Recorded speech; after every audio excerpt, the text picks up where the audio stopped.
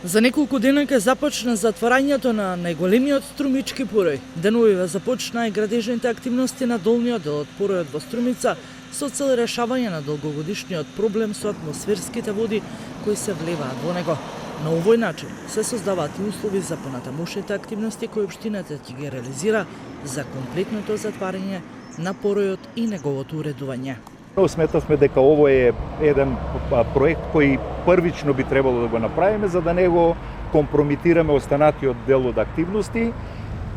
Тој проект е секако актуелен и веднаш можеби паралелно со овој ќе почне објавата на покривањето на еден сегмент од урбаниот, би кажал, сегмент на каналот Крушевска република.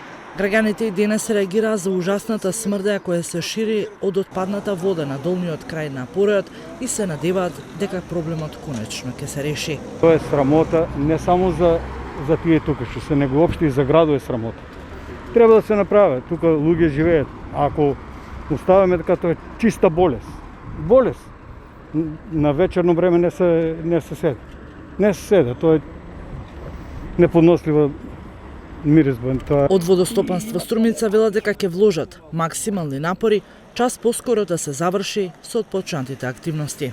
Сакаме што поскоро тоа да го решиме, повеќе тие несакани ефекти од првите поголеми дождови што доаѓаат да го нема. Тоа да веќе да биде минато време. Значи сите сили и средства колку имаме ќе работиме да го направиме за општо добро на сите. Инвеститор на проектот е Општина Струмица и Министерството за заштита на животната средина. На реализацијата чини околу 5 милиони денари. Вкупната должина на каналот од базната преграда до реката Тракајна изнесува околу 3000 метри, од кои половина се е во урбаниот, а другата половина вон урбаниот дел на градот.